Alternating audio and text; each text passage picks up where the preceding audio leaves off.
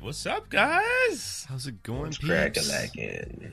What is good? I was singing a song about crack, so you know. Why don't you enlighten the people? I was just. I don't think you want to. I don't even know what song was. I was just singing random songs, but he was mashing up like the songs from like The Doors and like these random like whiskey songs into one, and it led to crack. Yeah, but it's I wasn't there, so I'm just wanting to know what it's like. But that's the elevator pitch of that. Yeah. It's just like Brian came on and started discussing the cracks. Oh man, if I could have a narrator that like narrated some of the things I did with that wonderful that like voice, like and it's just like me singing like crack cocaine, it's insane, and it's just like, and Brian continued to sing about crack, and we wondered, is Brian okay? The outcome, no. What's up, guys? That's Canon here on FranklinArmstrong.com. Hopefully you guys have had a wonderful couple weeks, and we're here. We're going to be talking about some cool comic books. Toby, do you want to tell the people what we are discussing today? Today is for the comic book Black, written by Kwanza Osajyefo, who is someone we've actually interviewed before on the Geektastic Cypher, maybe 2 years ago now. Yeah. Just about before the comic book even dropped. Yes. And we just asked him some questions about his motivations, inspirations behind it, and what made him, want to be the one to lead this charge in terms of, and Black, we'll get into what it is, but what made him feel the need to be the one leading the charge in terms of, trying to insert more diversity into the comic book world in terms of people who have superpowers. Yeah, because I think if anything I'll save that for my elevator pitch, but yeah.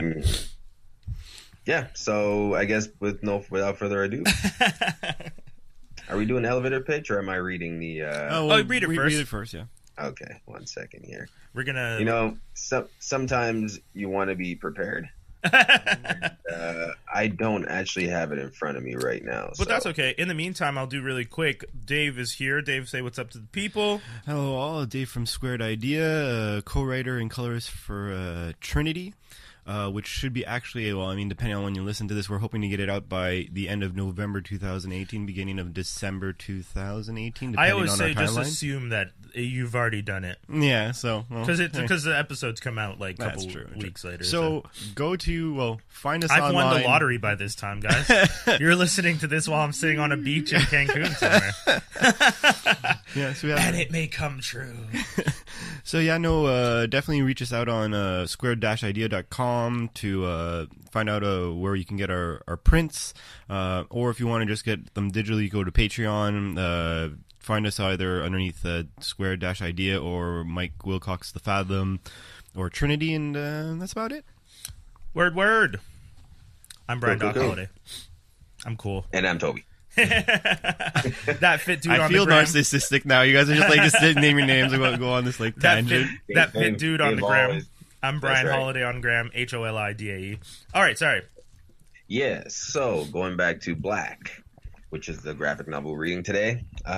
In a world that already hates and fears them, what if only Black people had superpowers? Ooh, the siren. After miraculously surviving being gunned down by the police, a young man learns that he is part of the biggest lie in history. Now he must decide whether it's safer to keep it a secret or if the truth will set him free. And we're going to be reading Volume 1, which collects issues 1 to 6. All right, your elevator pitch, guys. Yeah. You guys first. Why us first?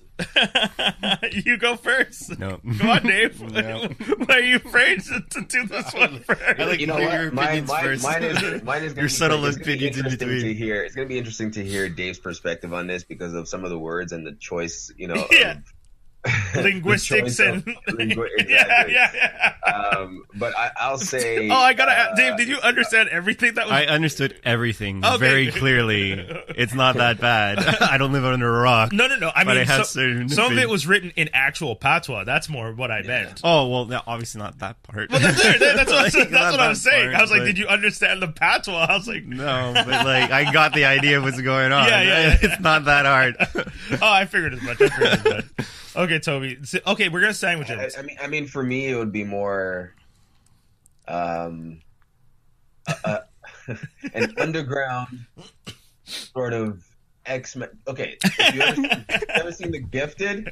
Yeah. These people that are hiding from true. That is a good the example. man are kind of the people hiding from the man in The Gifted. Yeah, like that whole that's fair. crew with what's his name? Where Polaris was on before she switched sides. I can't remember. Oh, the Mutant Liberation. Mutant Liberation, exactly. Yeah. And then Or is it? Are they the Liberation?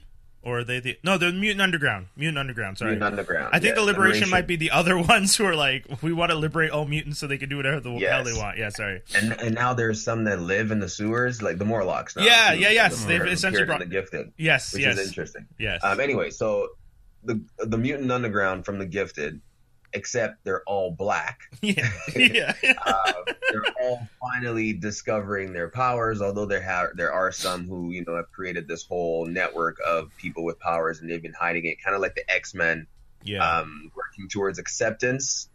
But then there's also another faction which we meet later on, kind of like the Magneto of this universe, where they just want to show the world that they exist, and they're going to take their place in the world by force because they've been underprivileged, and I mean, the whole slavery and everything apparently plays the whole reason. So this graphic novel depicts that the whole reason for slavery is because they've noticed since the 18th or 19th century, 15th century, he says. Actually, I just reread it this morning. Yeah, I know that black people have always have this capacity. Now, only 5% of the world's population of black people have their powers actually, intact or showing.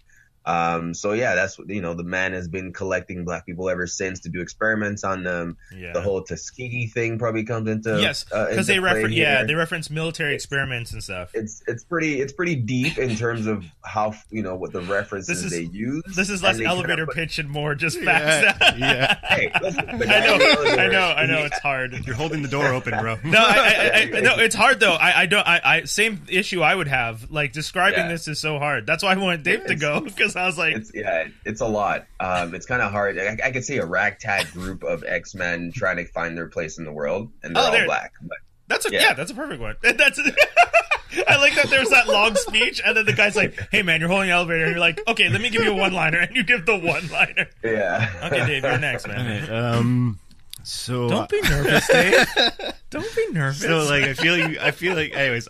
I want to say it's part of my opinion, but I feel like I'm going to leave that for the review. Yes. No, how I would say it is, all right, cool. So I'm just going to reimagine the X-Men and the Brotherhood of Evil Mutants. The only thing I'm really going to do, though, is going to make it a little bit more gray, so you don't know which team's good, which team's bad. Oh, do you like heroes? So you know what I'm going to do? I'm also going to throw in that government shit where, they take mutants, even though they hate mutants.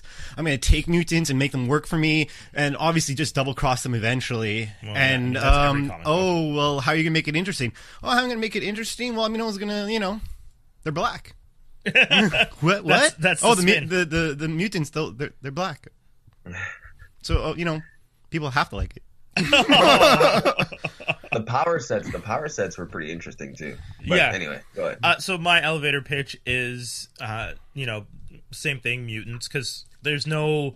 Like, it's almost impossible not to compare it to mutants. That's very much a similar thing, especially since it breaks down to, like, this mutation in black people for the quark is what gives them power. So, like, it's X gene. Yeah, it's like the X gene. So, only seen in black people, and the more quarks you have, the more powerful you are. So you can have a hexa, a penta, and then you can go to a dodeca, which is what our lead character is. So I would probably pitch it as, remember how people said that Stan Lee based Professor X and Magneto on Martin Luther King and our boy Malcolm X? Let's make that comic. Let's take the idea and literally just make it the actual comic where black people are in. But I mean, also, and so your thing where you said the spin at the end is, let's make them black. you said that from the perspective of someone who isn't black, so who is more like, yeah, let's just make it black. But that line coming from me would be like, and let's make them black because every superhero up until like 2005 has predominantly been a white guy. Oh, don't get me wrong.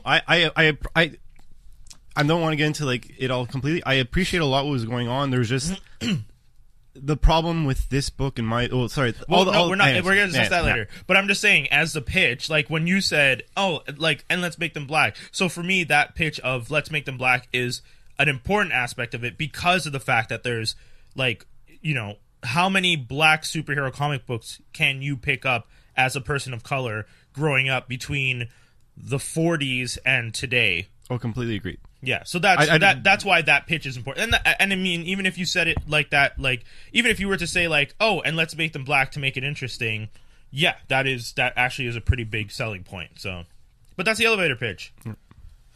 Boys, all right. Toby Toads? That is good. Now we're gonna move on, I guess, to our favorite segment, Judgment Call.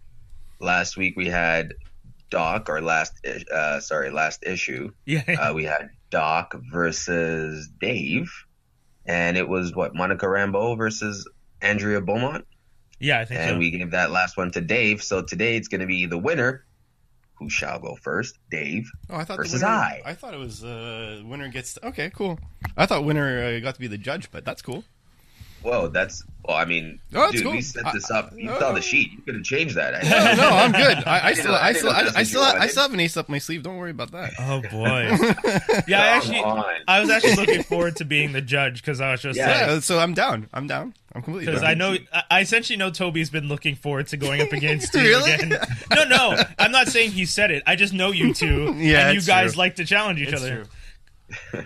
Because I just like to get in a certain state of mind because he's a worthy opponent. Oh, hey, Just joking. as the judge, I will try not to have that taint my opinion of this one. Oh, I'm just Okay. joking. Toby, congratulations. I mean, sorry, not biased. You're not both biased. worthy opponents. Come on. You better have a good character. That's all I'm saying. So who's going first? Oh yeah, you brought Timbit. For any of for any of the listeners outside of Canada who don't know Tim Hortons, he brought donut holes. He's bribing the judge, guys. He just pointed to them in front. Oh boy, What a guy! I know it's gonna be. I'm a class act. The jury. I'm a class act. I mean, I'm easy to bribe. Had you brought me some chocolate milk as well, you probably would have won me over. I'm joking. Chocolate, yeah. Just taking notes. No one can see that. I just realized that. So who's going first? Tobes. When a chicken dinner. Okay, so Tobes, you'll go first. You have I have a clock here. Do we have to explain do people know Judgment this? call. I mean, like, By this point, I think they should know what it is. I'm the judge. They're gonna argue with Yeah. characters they picked, and then they get a minute to try and tear each other down.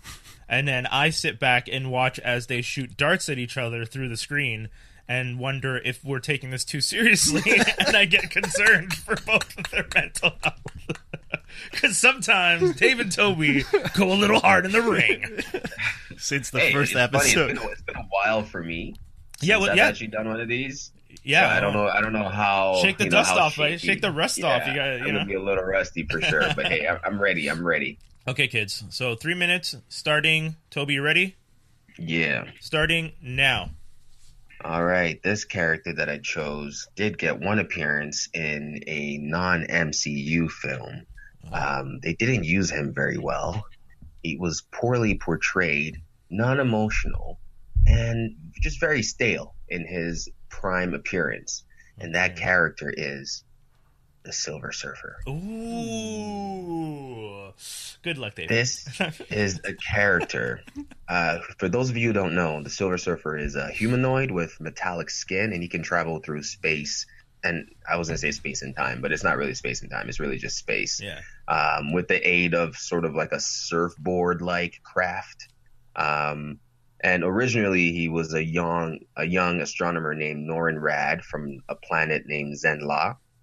And Galactus, the planet devourer, was going through doing his usual business, eating up planets, and he ended up on Zenla.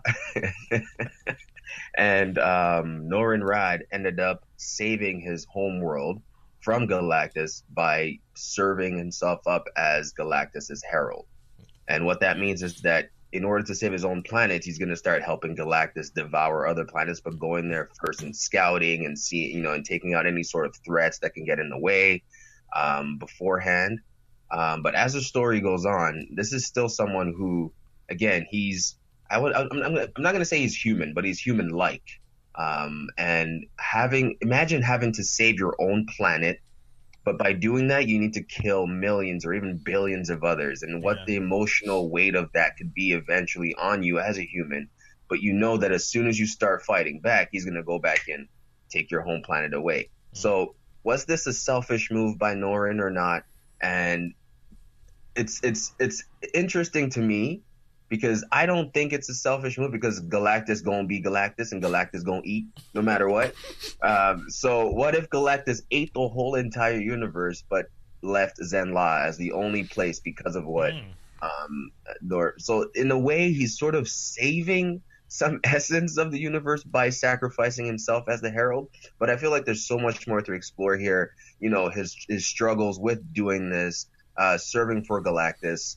And I'm also going to say that his powers and abilities, he wields the power of cosmic, which grants him like superhuman strength, endurance, senses, ability to absorb and manipulate the universe's ambient energy. He can navigate through interstellar space, hyperspace, traveling at the fast speeds exceeding the speed of light.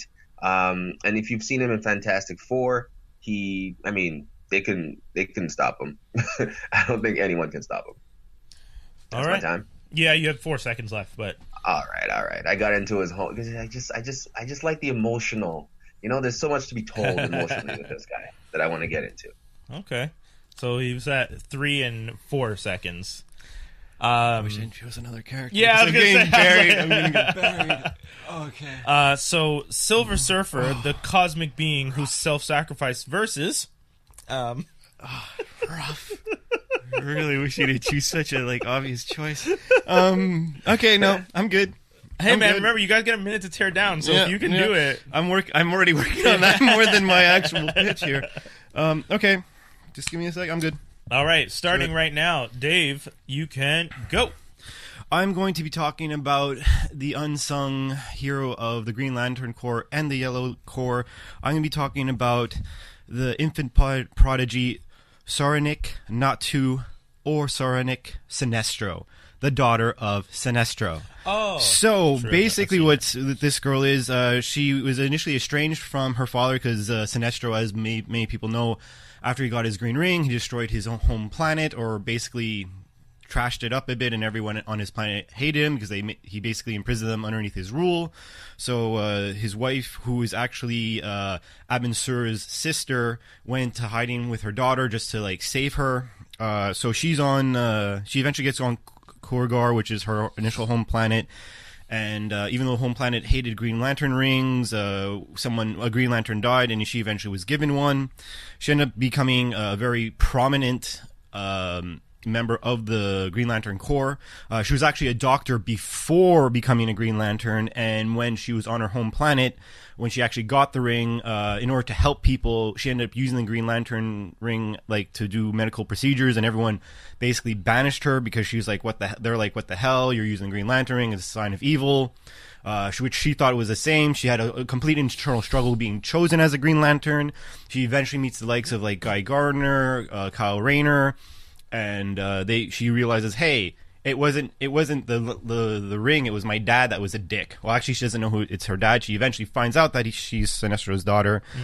She has a very interesting run as a Green Lantern, being one of the medical staff, so very often being in a position where I'm taking care of everyone, and then someone's breaking through the hospital, I'm going to kick their ass now, and showed much interesting uses of her powers.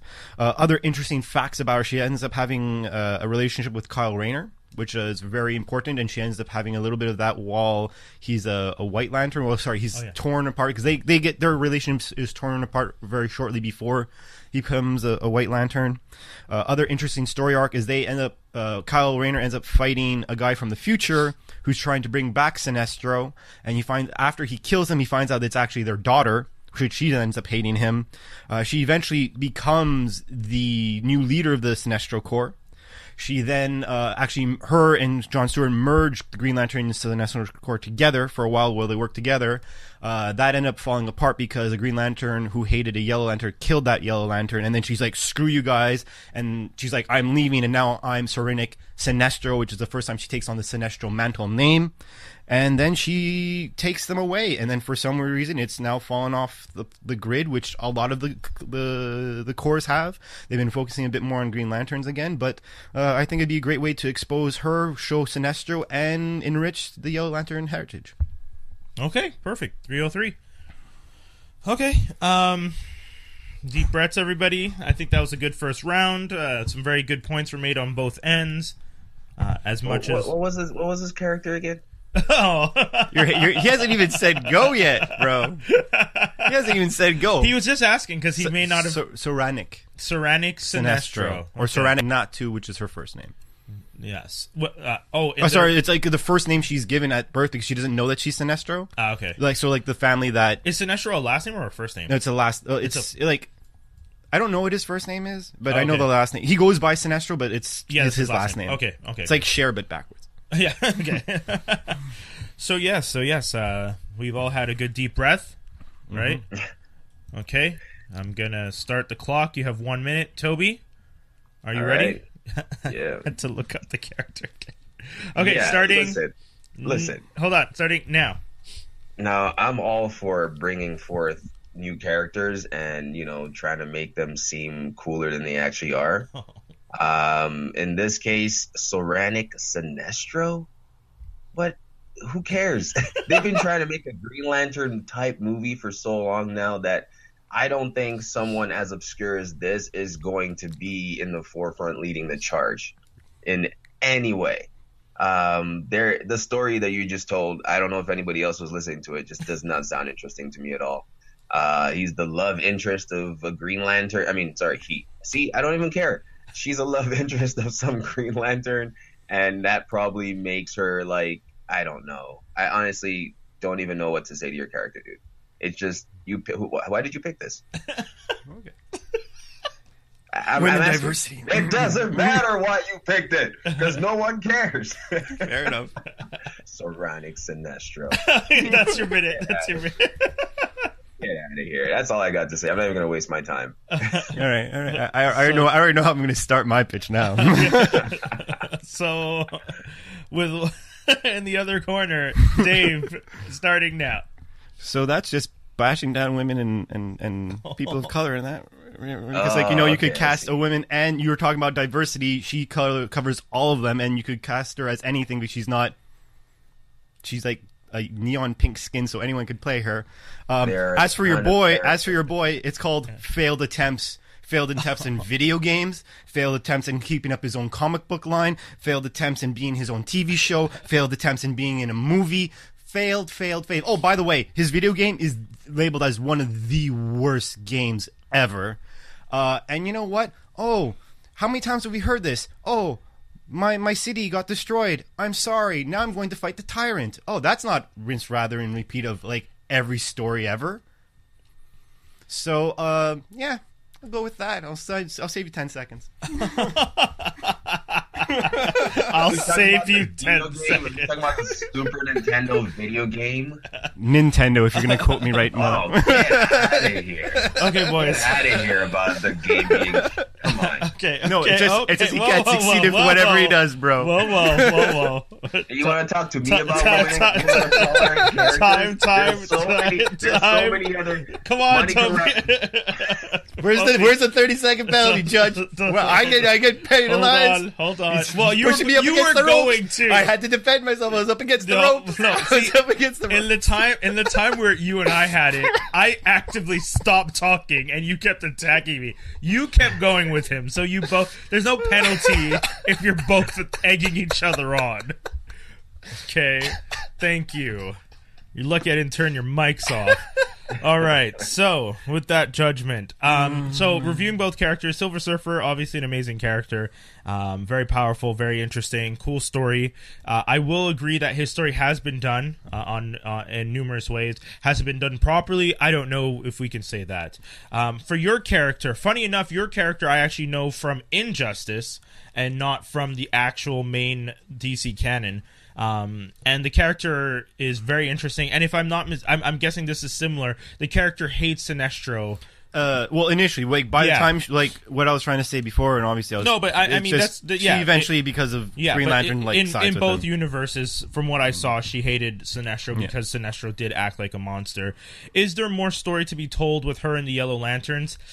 I don't know. I think there's a little bit of a concern there because of the fact that, you know, DC themselves have been pulling back on telling the story of the Rainbow with regards to the other Lanterns, and I don't know if that's because they felt there's not enough story to be told or if the characters aren't appealing enough. So Toby, I feel bad, but I really thought Silver Surfer would take this one in a landslide. But I do agree that as much as I love Silver Surfer, I want to see more of Sinestro's daughter in a new story, developing that universe that they're trying to establish, as opposed to format? In comic book, you know, or because that's the thing, right? It's you're pitching to the judges to say, like, which character you think deserves a chance, whether it be, you know, comic book, movie, book, I don't know, whichever. Funny enough, Silver Surfer, I even have a Silver Surfer book here, like an actual book. Like I think the Silver Surfer is. I guess for me it would be more like Spotlight in terms of, you know, like major, yeah. I mean, but I understand you're leaning. If you're leaning towards that, then you're leaning towards because that. I think Silver Surfer could be done really well, but I think they have tried, and it's one of those things where less is more right now. Don't jump back on the Silver Surfer wagon right away. You have to really reestablish a whole bunch of things before you can bring him back. We'd have to establish Galactus properly. Fantastic Four and the Fantastic Four. That there's a lot of world building, whereas with this character in a Sinestro type universe, the Green Lantern Corps. I mean, similarly though, you would have to establish a Green Lantern Corps. You would have to establish Sinestro, and then you would have to establish family. So both of your characters would have a long gestation period, if I can use that. But at the end of the day, like Silver Surfer is an easy one to do, whereas this character there's not as much and has less history for us to like be pigeonholed with. You know what I mean? No, I don't know what you mean. If there's less, less to do and less to use, then no, that's what I'm saying. There's less to use, so we can create more now. We can be creative with it, as opposed to being locked in with the Silver Surfer story as it is so far. All right. This time, hey man, it was a great argument. I'm not hating on the judge. No worries. It was a great. He's like digging a hole through my head with his eyes, but he's like, yeah. I fear for your next round with him because he went hard this time. Oh, I was nervous. Like I saw it. I saw the twinkle in your eye, Toby. All right. So no, but honestly though, one thing with it though, if you're question. I'm supporting. I'm supporting. Okay. I'm supporting. I was like, be careful because no, because honestly, when you're going to do it, the only thing is that you'd have to the thing that they would have to do, only because of the damage that was caused in what they've said so far. Mm-hmm. You have to, like you said, you have to reestablish. First of all, they definitely have to reestablish Fantastic Four no matter what, because he's the first people they essentially come into contact with. I mean, you could change that origin story if you wanted to. Yeah, but I don't think people would. Like, you already screwed up a Fantastic. I think I'd get a lot of backlash. But that's what I'm just saying. They just did Venom without Spider-Man, and it's making tons of money. So you could do Silver Surfer without Fantastic. You could do Silver Surfer without Fantastic Four, but you can't do him without Galactus. No, of course not. Yeah. But Galactus, it could all be part of this new MCU that we hopefully see coming in the next 5, 6, 7 years. And I'm not saying they shouldn't do it. I'm just saying that also DC, with all their mess over there, needs to try and find strong, diverse characters to tell good stories and build properly. And and I think they could try it with characters who don't have as much background story that they could then flesh out to fit in with the culture as much as they want. All right, let's end this nightmare and give this guy. Let's get back to black, y'all. Let's get back to black. Back to black. Oh, man. Black on the air, kids. Black on the air. Oh God! Congratulations. Yeah. Thank you, sir. All right. Very well fought. So, yeah, let's discuss Black. Well, I am black. First 10 pages. What are your thoughts? First 10. Yeah, first 10 pages was the okay. Yeah. I was the cop on the beat. Yeah. And her going through how she witnessed these 3 black kids getting shot. Yeah. So I mean, I thought it spoke a lot about what's actually happening today. Yeah, it's hard. Toby and I probably are a little bit influenced because we did literally talk to the writer about this. The hoodie, Luke Cage coming out around that time. The idea of a bulletproof black man. One of America's biggest fears, not being able to kill a black man. Stuff like that. Because, and there was a lot, and still is a lot going on in North America. Not just America, because Canada has its own racism and deals with its own issues. The stories of like someone sitting on a pier just reading a book and then having the cops called on him and being surrounded. Stuff like that is scary and dangerous because any sudden movements and cops are trigger happy.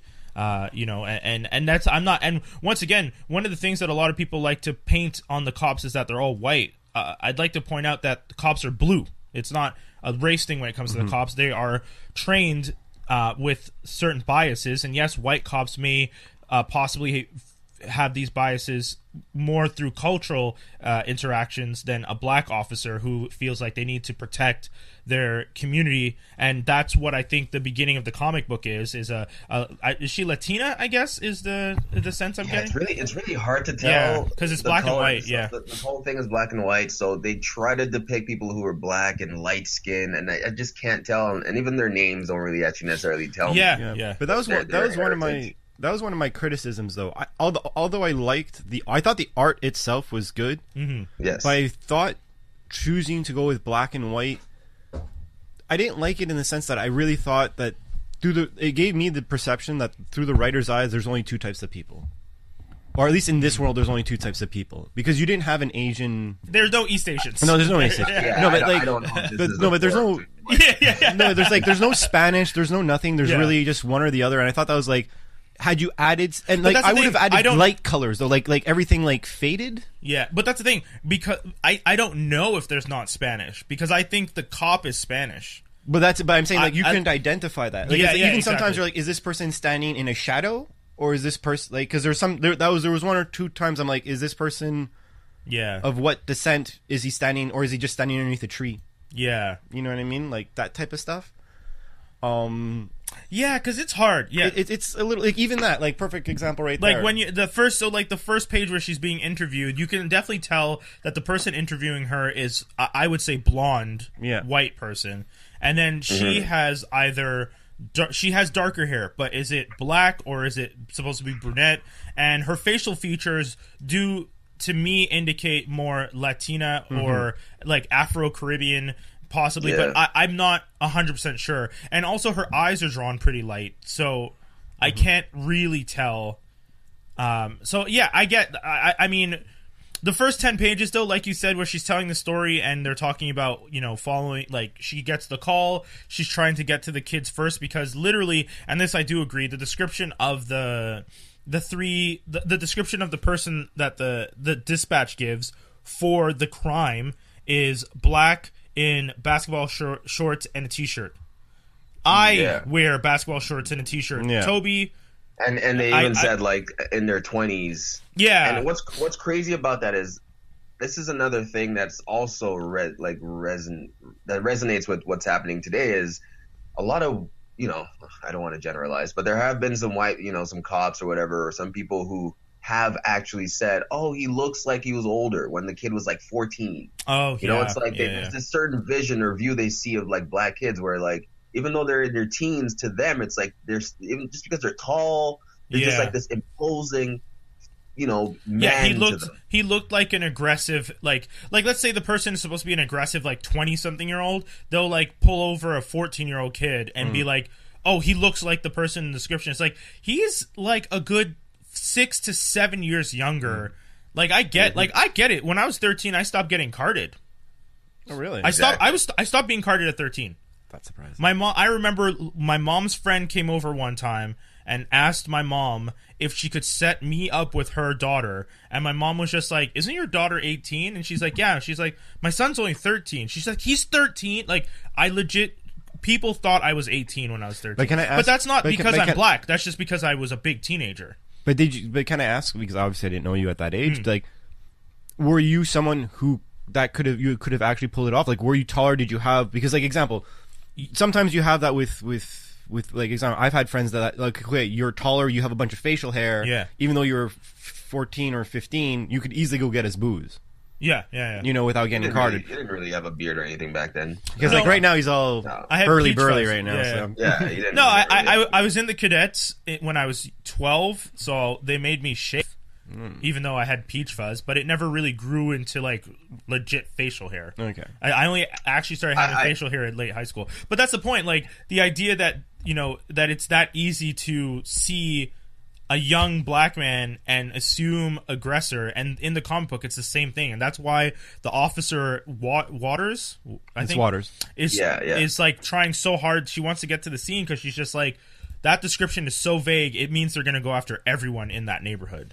Yeah, and she I don't know if you already said this, but she says, you know, a lot of the cops, this is my beat, a lot of the cops out there don't actually know the people that they're actually supposed to be serving. They're just out there patrolling. You know, they don't get a chance to, they don't go out there and get to know their community. Yeah. Right. So if you don't do that, then everyone is just going to be the same to you, because you don't know how people are. You just literally just lump people into one category, one group. So that's one thing that this thing touches on right away. And then from there, we go on to meeting the agents of man, or agents of the man, as I was reading it as. Yeah. And man is a company that is behind the whole oppression of capturing these, you know, these people with powers. And then we have the other faction. Did we ever get a name for that other faction that our main character the man, is the project? And the project. Yeah. The location is called the project. I don't know if they technically called. No, they don't call it the project. They just call it project. Yeah. Okay. Which I mean, for obvious reasons, but. Okay. Yeah. And then our main character was one of the so anyway, she gets there. These three kids get shot. Yeah. One of those kids is in an ambulance. And all of a sudden he wakes up. He's been shot maybe 5, 6, 7, 8 times. And then he jumps up from the back of the ambulance in shock. That he's in the back of an ambulance, opens the door and jumps out of the back of the ambulance with a ton of cop cars following the ambulance, it looked like. Yeah. So right away I was like, what's going on? Because I wasn't really sure why. And then you find out that, the reason why he was taking, because they knew he was one with powers, and they wanted to make sure that he didn't escape, but obviously he ended up escaping. And we kind of go on this little sort of hero's journey with this kid, in the sense that I feel like his powers, and man, I don't know why this guy's come up a lot recently, but it's kind of like a siler, where he can absorb powers. He obviously doesn't need to, do the whole find out how your brain works. His body just adapts. Yeah, they describe it as just he has the ability to adapt. Oh, sorry. Next to him, even. He doesn't. No, good now. Yeah, you're back. Yeah, go ahead. Yeah, okay. So he doesn't need to like touch you or rogue, or he just literally just needs to be next to you, and his body takes in your essence almost, right? And before he even knows it, he's already using your powers without any training or anything, which I thought was interesting. I have a debate. Anyways, I read that differently. I read it more as he adapts to whatever you're throwing at him. So like when he was like, because like the teleporter guy says, "Oh, we have a teleporter too," but it was actually just that he adapted to the fact that this guy was trying to get him away from a situation, and his power set is, fight or flight, and he wanted to get back to the situation to try and stop things. So he just adapted so that he couldn't be teleported away. Well, for me, and this is actually one of my critiques about the book, I like the direction of the book. Like when I read the summary first, and when I read it, I'm like, okay, I like what they're going to do, because it's going to, obviously there's going to be a political aspect about this. It's obviously to give out a certain message. We've discussed this on the show. We've discussed it on Geektastic. It is good to create diversity, and it's important to create diversity by creating new characters and new stories. Opening conversations. Yeah. Exactly. And, not taking a character and just washing their history away and then saying, well, now you're a girl, now you're African American, now you're this or that. That's always been a piss off of mine, because I'm like, no, just do new. If you do new, it'll be, if it's genuinely new, people will most likely like it genuinely first right away. Yeah. Instead of harping on what was done in the past. But one thing about this guy, like, there were certain subtleties that I didn't like. Like, I was like, I liked the concept. I thought there was a lot of weird writing. I don't know. I don't want to call it weak writing, but just weird. One of them was, he didn't create any memorable. He didn't really introduce you to many characters. He showed you a bunch of characters. You saw a plethora of but you do know any? Right. Can you name any of their names? Really, the only one I can name is Hood Rat, and I just only because I hated that name. I can name. Oh, and Cole. Yeah. Oh, true. Caesar. Okay, sorry. Other than the main three guys. Because obviously you're following them, but I'm talking about everybody else. Yeah, that's the thing. So for me, the only one I remembered was like Hood Rat and Cole. Yeah, Hood Rat and Cole, because Cole doesn't really. He's there, then he's not there. Like, he's kind of a catalyst for the character for Kareem to be like, oh, there's more than just what I was told. Yeah. There's another way. The only one I knew, and I hate, and I honestly, I only remember because I thought it was the lamest name, and I thought to a certain degree it was like kind of inappropriate. Was it was the gorilla Mind Ape? Oh, Mind Ape. Mind Ape, because I'm like, because what triggered me, I was like, the guy says something completely racist in the comic, like, oh, this one looks like more like a monkey than the other. Yeah. No, but he's like, I know, like, he says something very derogatory, like, towards black people. I'm like, okay, that's super racist, whatever. But like, oh, we're so lazy. What should I get in the? Oh, so he looks like a monkey and he has mind powers. Mind Ape. I'm like, that is the lamest effing name I've ever heard in my life. I mean, I think that's the point almost too, though. It's to point out that these are things that are said about black people. So I'm just gonna I'm just gonna address it. Yeah.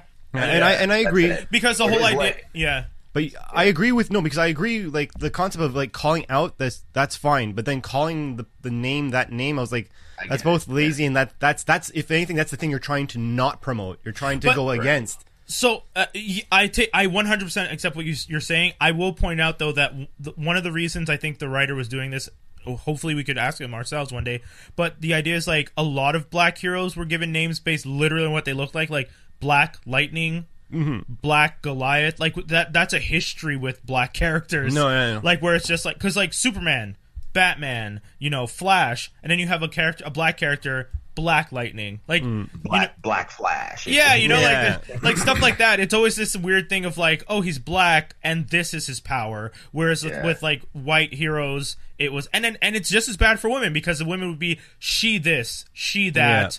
Yeah. Or Lady Death, Lady That, whatever. or something girl, or something woman. It was never just like this power. Yeah. So another thing that I was not liking throughout I'm not saying you necessarily have to introduce a character and say, okay, this character is this person and he has this power. Yeah. Like, you don't have to make it like a glossary, but good writing, you learn it as you go.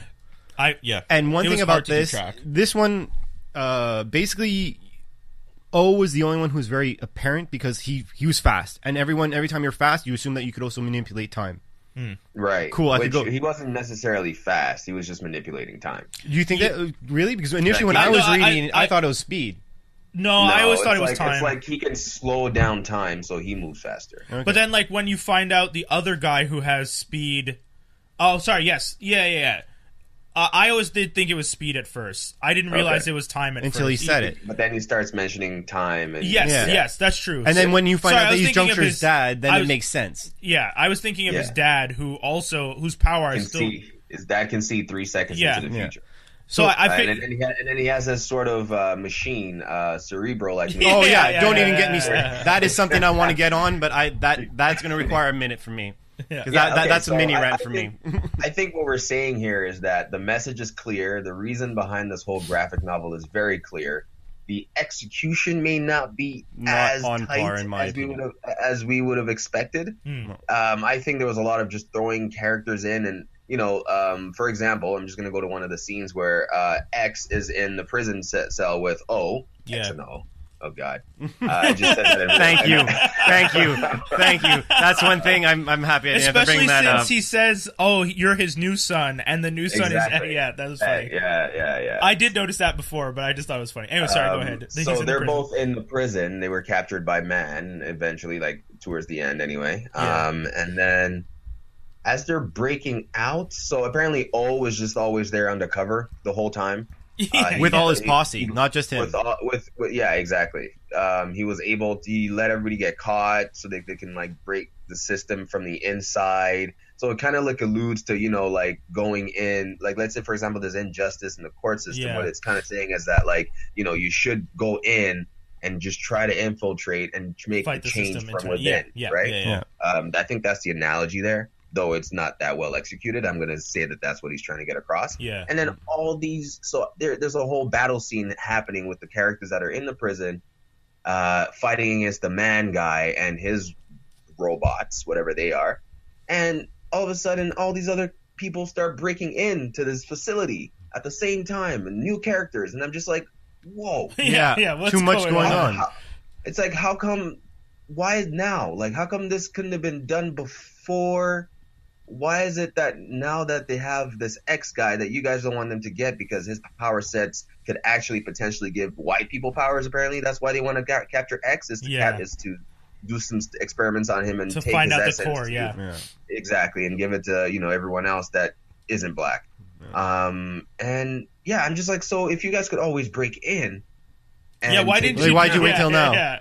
Why wasn't it done before this X guy came into the picture? Because he isn't even really doing anything the whole time. He's just being a rambunctious teenager, actually. He doesn't actually do much to move the story. Aside from, like, jump head first into a situation like a normal hot-headed teenager would. Yeah. Right? That's my gripe, really, I think, at the end of the day. I wish it was just better, more clear, and better told, and don't throw so many characters out. I feel like they just rushed a lot in these first 6 issues. Exactly. Like, that's exactly my point. Because, example, when you're talking about I just wanted to chime in with what you're saying. When you're talking about the fight scene, the thing that made me not care about the fight scene is like, well, now I have a bunch of people who I don't know.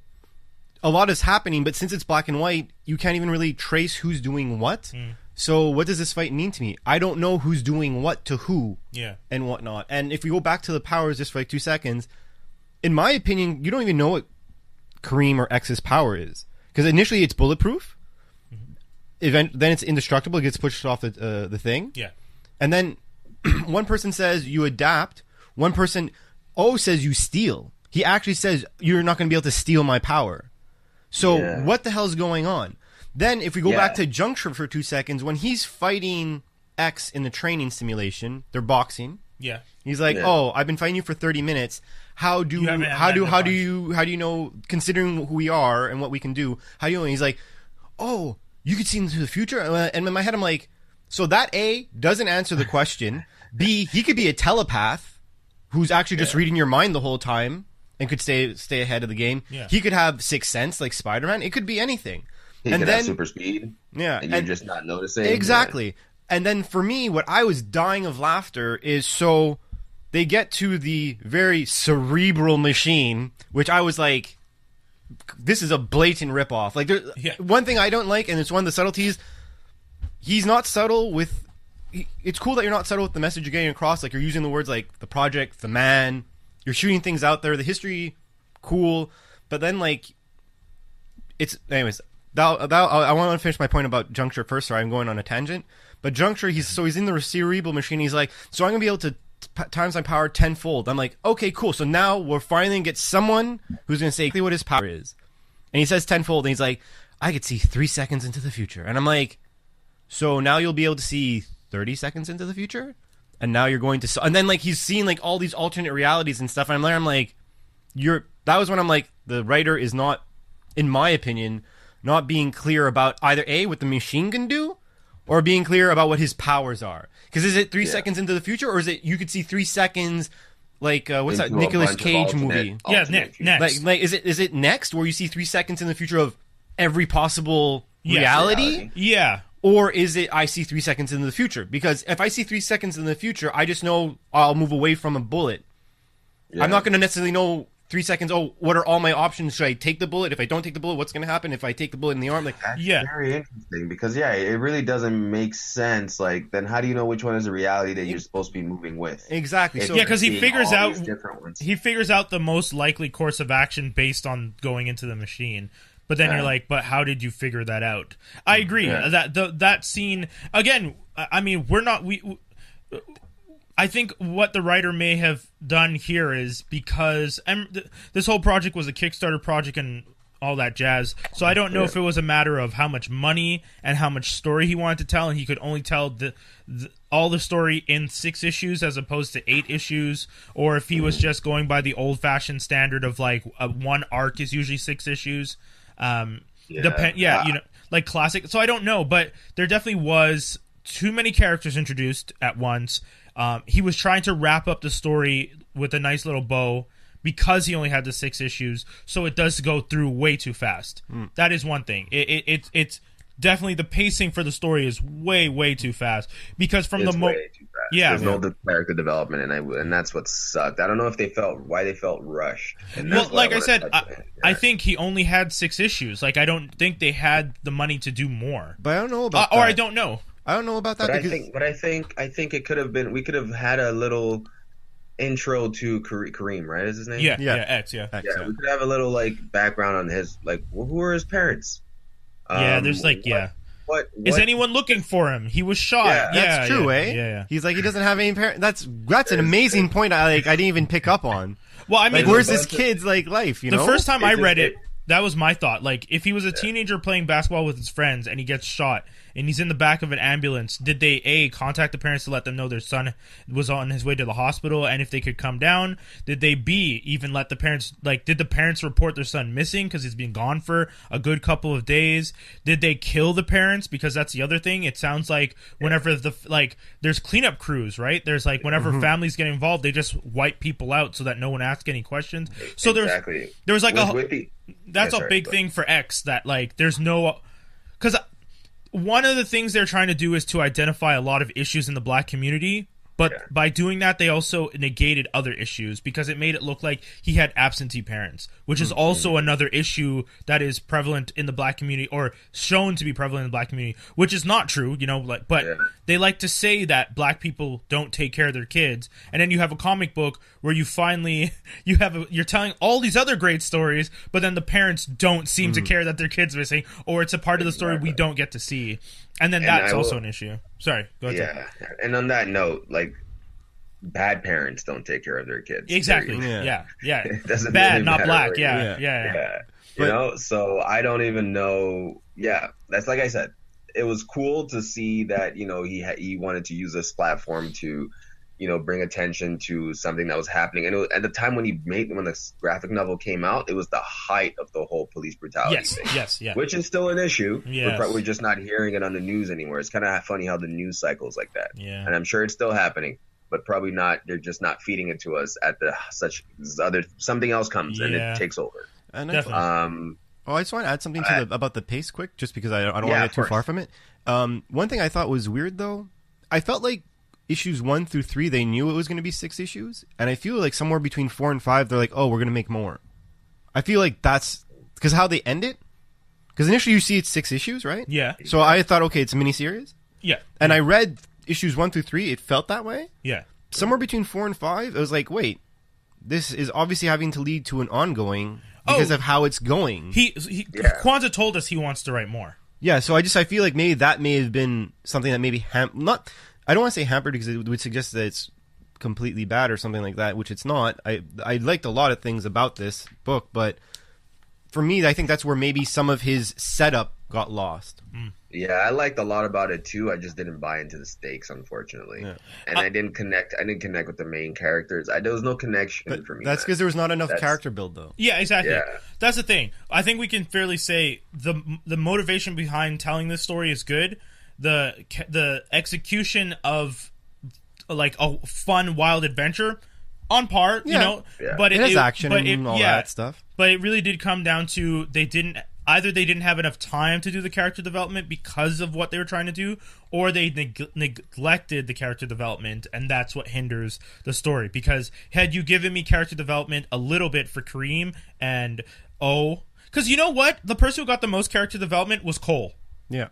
And Cole's Cole's there. Cannon fodder eventually. Yeah, so, like his little brother getting hung by the white people, and his brother got like burned. Yeah, his family got beat up. His brother got burned. He went to the brother. He found the brother's body burned. It's his motivation. It's his hero or villain arc, like whatever inspiration was. True. Like Cole is the one who got the most descriptive story, and all because Kareem goes up to him and says, "I want to know your story," but no one else got a developed story, and you're like, wow. And Cole's the only one that I was just like, oh, Cole's not the star of this, but I actually want to know what's going on with Cole more than you feel more for him because again they give you that emotional stake with him. His family got beat up. Yeah, no, it's a tearjerker almost. Like, you're there. You're like you have like a lump in your throat because you're like, that's deep. Yeah, because he's a all-star. Like there's so much character development for Cole's story. Like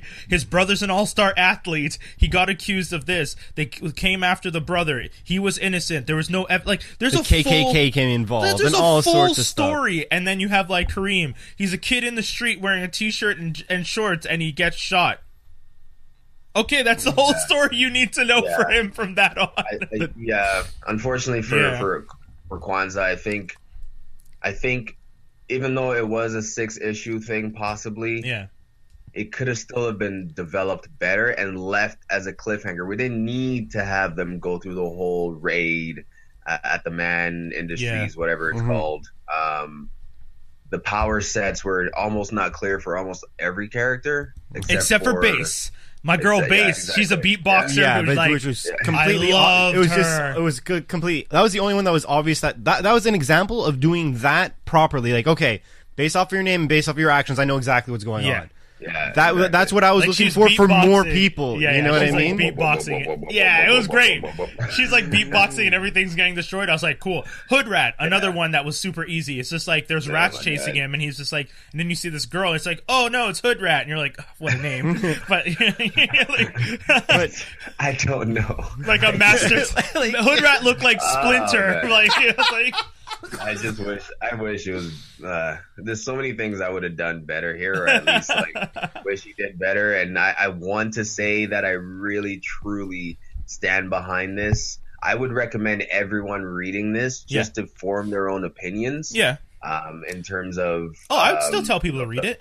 In terms of the pacing and stuff like that. I just based on everything that we said, I don't want it to discourage people from actually checking it out. I think if I was to do my final thought, which we'll do later. Yeah, but one thing that I think that if anyone who was reading the book would be a bit maybe turned off, because it was something that turned me off a little bit. Mm-hmm. Being someone who my first team that I liked was the X-Men. I followed it all. There's too many blatant similarities that are happening. Quartz is the X gene. Juncture, like, okay, yeah, you're the leader, but you're the second you go into that machine, you're like, you are Professor X. Right. Like, this is kind of a ripoff. Oh, you guys remind me of the X-Men. Kareem is called X. He reminds me of X-Man, who's like this character who like is completely OP, and you don't know what he cannot do, which is exactly what this guy is. Yeah. And the reason why I said in the elevator pitch, you don't know which one's good, which one's bad. Because at the end of the day, let's suggest that the project is actually the Brotherhood of Evil Mutants and O's team is the X-Men. You could claim that Juncture is Magneto and O is Quicksilver.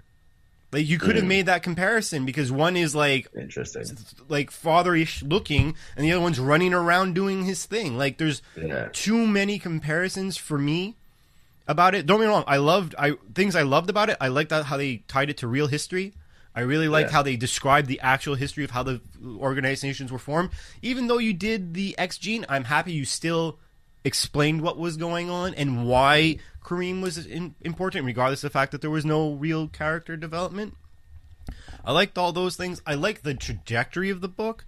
But then again, like, the little unsubtleties, like, oh, well, we're going against the Man Group. I'm like, okay. Yeah. Sounds a bit stereotypical. Sure, the project, I'm like, good writing, you replace names. You don't just put names blatantly in, and that's the only, the finesse for me was a little lost.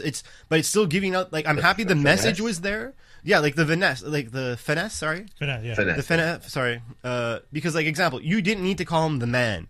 You could give him any other name, and then people would have been like, oh, I didn't need him to be called the man to realize, oh, you're representing this aspect. Yeah, but I didn't need you to be called the project to represent this aspect. And maybe you're being blatant for people who are not. Yeah, Kwanza is using those names specifically to get you to know what they represent. Yeah. Man is called man because they are the man. Whatever, if you are disenfranchised, downtrodden, if you have been mistreated, whether you're black, white, purple, green, orange, you understand who the man is, and that's why he named them that. Yeah, and I get that for the wider populace, but I feel like you could have still done it without having to necessarily do that. But then again, I'm pleading the fifth because I felt like as a comic book reader, I would have been able to see that. That's the thing. For us as comic book readers, using such obvious things seems kind of like hitting us over the head. Mm-hmm. But this comic book really was pitched to non-comic book readers too, because the whole Kickstarter idea was hey, you guys may not have read comic books because you felt like you never connected with any of the characters. Well, I want to write a comic book that connects all of us, so check out Black. And then there was a huge push in the community. All the blurred pages, every group that I followed was posting about it and stuff like that. So there really was this movement in the Black community, especially like Toby was saying, that at this time there's also a lot of deaths. There was the young man Phil's. I'm ashamed that I don't remember his name now, but the one who was shot with his wife who was filming on the Facebook Live and the kid in the back seat. All of that stuff was happening at the exact same time. Mm-hmm. I think Philandro, but I'm not 100% sure, and I apologize. Philandro Castillo? Yeah, thank you, Philandro Castillo. Yeah, I knew it was Philandro, I just couldn't remember the last name. But all that stuff was happening at that time, or around that time, and then Luke Cage was coming out as the bulletproof, and to write the comic book, it was just this idea of, well, we do need to address these things, and we do need to tell these stories, and we need to tell the stories not only to comic book readers but to everyone. So that's why certain things were hammering us over the head. Yeah. Maybe that's also why it was super quick, because it's just because not your average comic book reader wants character development because they want to connect to something more, whereas other people, I remember the first time I picked up comic books, I just wanted the action. Someone punch somebody, someone do something. Same thing with Black Panther and the World of Wakanda, the Ta-Nehisi Coates version. I remember reading it the first time, and I remember thinking, this is great for me, but you are not going to get kids to like this comic book, because this comic book literally has 3 pages of political discussion about Wakanda, and I was like, there's not a kid in the world who's going to want to read a political discussion in 3 pages worth of panels. That's true. So, that's the thing. Sometimes your writers are writing to to get across to as many people as possible, and sometimes they're writing to get across to specific comic book readers. And I just don't want this to. We're more avid, experienced, seasoned readers. Mm-hmm. And I almost feel like to any new readers, this might come off a little bit too much as a joke in certain parts, or maybe too much in your face. I don't know if it's too much in your face. I think the points that you made about them choosing Project and Hood Rat and those kind of things just lightens the mood too much. Mm-hmm. It's almost it takes I get what you're saying. Out of the main message, and then couple that with all the random action scenes that weren't necessary in the non-development of the story. There are things that could take people out of this. Toby, it's funny you say that now, that because I just realized, who else does that? The Wayans brothers. Remember how the Wayans don't drink your juice, don't drink your juice while don't be a menace while drinking. Yeah, juice don't in the be hood. a menace while drinking your juice in the hood. There's stuff like that. The man is this particular character. Right. Yeah, and that's the thing that they did. It's true. I didn't think about that. So I mean, that's a discussion. I think we're balanced. It's positive and there's negatives. Sometimes we read things and we're just this is incredible. Sometimes we read things and we're this is horrible and we can't. So this is very much teeter-totter. Yeah. So exactly. On to our next segment. Tobes, what are we doing next? I've seen enough. A new segment. What have you seen enough of? What that means is we're going to discuss either characters or things or people or whatever it is that we've just seen enough of for at least the next 20 years. Oh, 20? I don't know if I can say. At least 5. Some of them might be beloved characters that you don't want to Exactly. I understand that. But they have been done a lot and almost like too much. Like down your throat. We need a break. You know what? I'm going to stick with Toby's 20 years. And I'm still going to do it with this character. All right. Because I'm going to explain why. Cool. We've seen enough of the Batman. The Batman. Bruce Wayne's Guys. Batman specifically, we're saying. Yes. Okay. Good. I can deal with that. So I've seen enough. Ladies and gentlemen, I have seen enough of Bruce Wayne's Batman. Don't get me wrong. I think Bruce Wayne's Batman is an incredible character. I like the fact that he's supposed to be the people's hero in the sense that, well, I mean, rich people's hero, but in the sense that people don't know that he's rich. He's from your perspective, it's a guy in a bat suit who fights crime and tries to protect the city at night and, tries to stop the corruption in Gotham. But at the end of the day, he's also part of every team in the DC universe. Or if he's not part of the team, he's the inspiration behind the team. The Outsiders, every version of the Outsiders, every version of the Outlaws, every version of all of the Batman He's team. the silent partner in everything. He has his finger in the pot and he's been stirring it. And He's been holding the pot. Yeah. And don't get me wrong, when you're a kid, your first characters are Batman, Superman, or Spider-Man. Those are the first 3. Those are the main ones. Or Wolverine. I feel Wolverine is more recent, but Wolverine wasn't always something that because Wolverine is also excessively violent. He's claws and he cuts people's up and he goes berserk. But he's a murderer, but we let it slide for some reason. Yeah, but who can you pitch to kids? Oh, red, your prime colors, red and blue, and you run around spewing webs and it looks fun. Spider-Man, he makes quirky comments, cool. Superman, prime colors, red, blue, yellow, flies around, can do anything, yay. And then you have this one guy that some kids just kind of navigate to, and they're just like, who's the dark guy in the corner? What's he up to? And it's like, oh, it's Batman. Batman's cool. He just, he fights crime. He doesn't have any superpowers. He doesn't shoot webbing. He doesn't fly. He's just a guy who trained himself and did really well, and he's really serious, and he's really focused, and he's going to fight really crime. Rich. And he's really rich. He's going to fight crime. Stupid rich. Yeah. Infinite. Yeah. Amount of money. I don't think there is a dollar value. They've actually found the dollar value between really? him, Tony, T'Challa, and Lex Luthor, and somebody else. They've done it. I think Forbes did it. Forbes list of the richest comic book heroes. That's cool. Or comic book characters, and who's the richest? T'Challa. Okay. Oh yeah, obviously. Yeah, Wakanda. Because he has the entire nation of Wakanda's. T'Challa is number 1, Tony Stark number 2, Bruce Wayne number 3. Yeah, exactly. T'Challa was number 1. I'll tell you how much they're worth, actually. Yeah, it's like trillions too. One of the. So T'Challa, oh my god. Yeah. How much is it?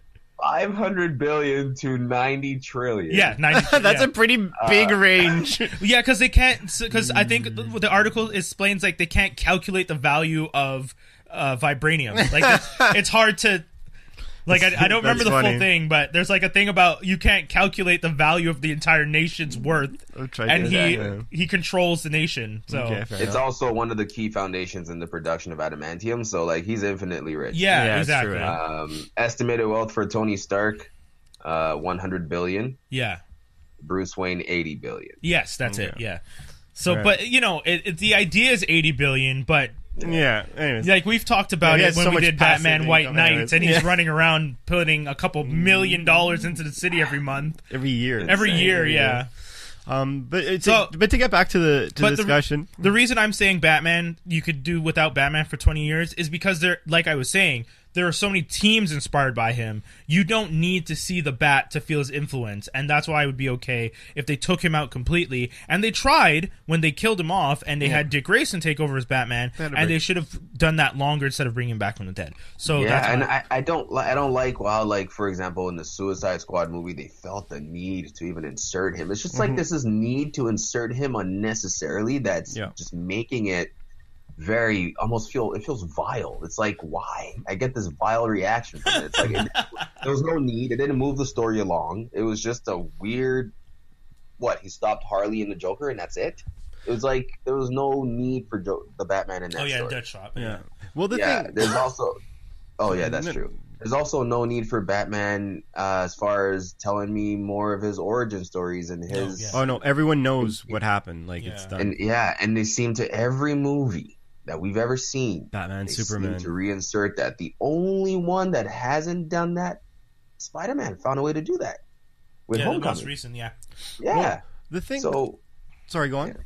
No, go ahead. No, it's just for Batman. It's. I don't think it's necessarily that you like keep a Batman book, like a Batman book. But the point is, like, even when New 52 came out, titles underneath himself, like screw, like him, Detective, Dark Knight, and I forget there was one other book. That's just him. Then you had Justice League International or whatever, Red Hood and the Outlaws, Nightwing, Batgirl, Catwoman, and he's still appearing in all of those. It's like you don't. It's like Star Wars. Don't make too many, or else the spark or the special polish that's on it will fade away. Yeah, spread too thin, man. Yeah, and the thing is, for this, it's like he's just like you guys said, he's just everywhere. Like I would say. You could not necessarily cancel his book, but like put a hiatus if you want. Yeah. If you want, because I think there'd be a big backlash if you completely took him out. Keep him to have his book, but like you guys are saying, like he doesn't need to be in everything else. If you want, make him in speech bubbles, but he doesn't have to physically be there. Like even the detective book now that came out, you don't even need to call it Batman Detective because he shouldn't be. It's a team that he created and he's not there all the time, so you shouldn't put it as Batman Detective because he's not that's there. That's the same issue I had with Batman the White Knight. It wasn't a Batman story. Yeah. It was a Joker and Harley Quinn story. Yeah, but that story you needed Batman in it, though. No, I get it, but you don't need to title it as Batman's White Knight, is what I'm saying. Yeah. But yeah. So, that said, I guess we've definitely seen enough of Batman. You said, I said 20 years. It might have been a little harsh.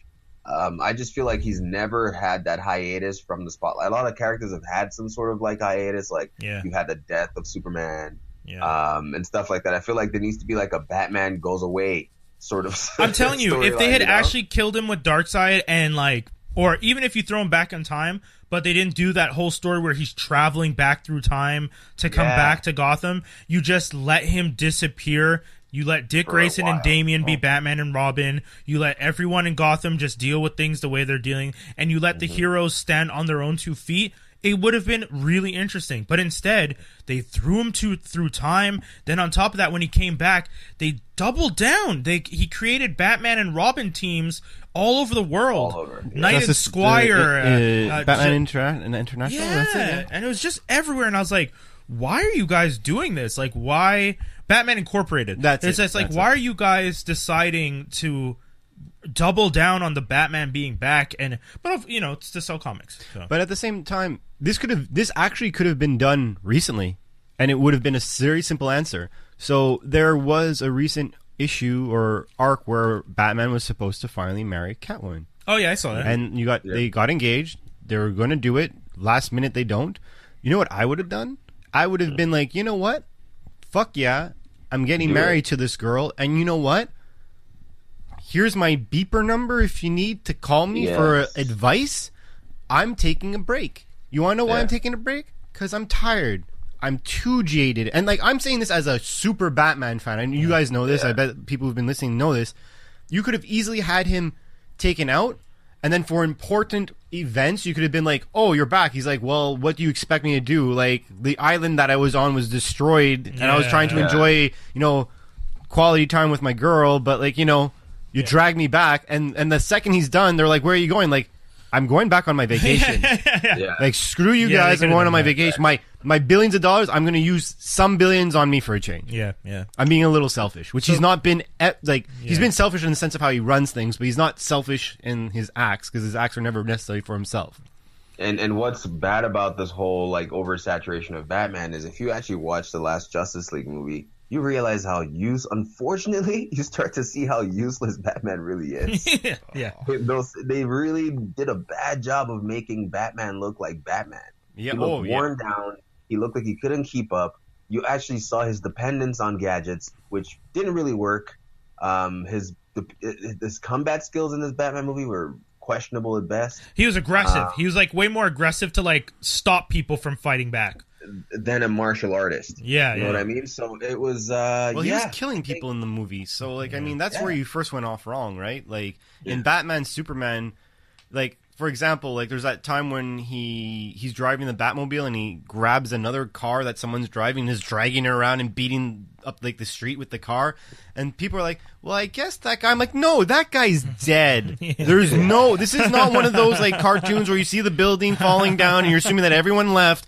No, that motherfucker or motherfuckers who are in that car, they dead. They ain't living. If they are alive, they are chewing everything through a straw through their windpipe. Yeah. All right. But that, so ladies and there you go. Yeah, go ahead.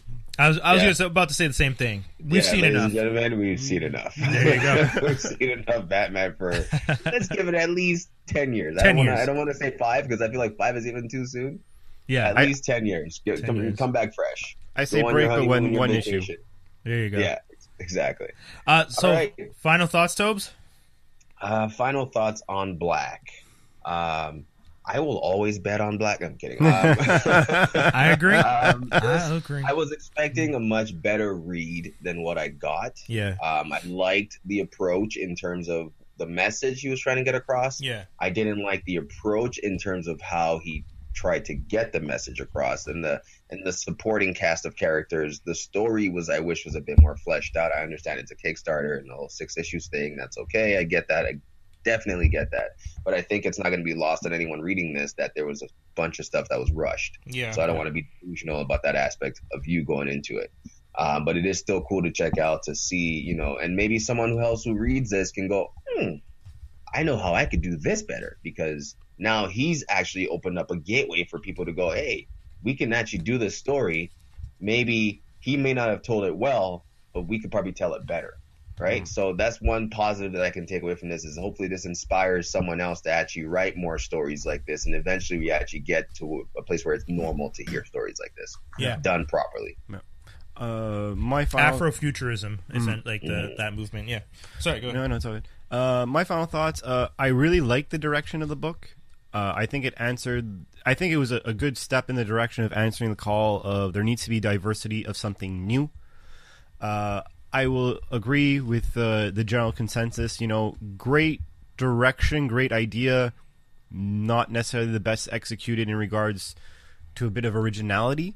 The one thing I do sympathize, though, being a writer, it is hard to do that. And you know what? I will take this. Assuming that he always had the intention to do more, if his intention was like, I want to set up my universe in these 6 issues and develop everyone later, that could work. I still think that could work. I don't think like this is like a lost cause or something like that. I think if you are a huge X-Men fan, and if you don't like when people just take stuff and kind of like repaint it, you might be thrown off a little bit.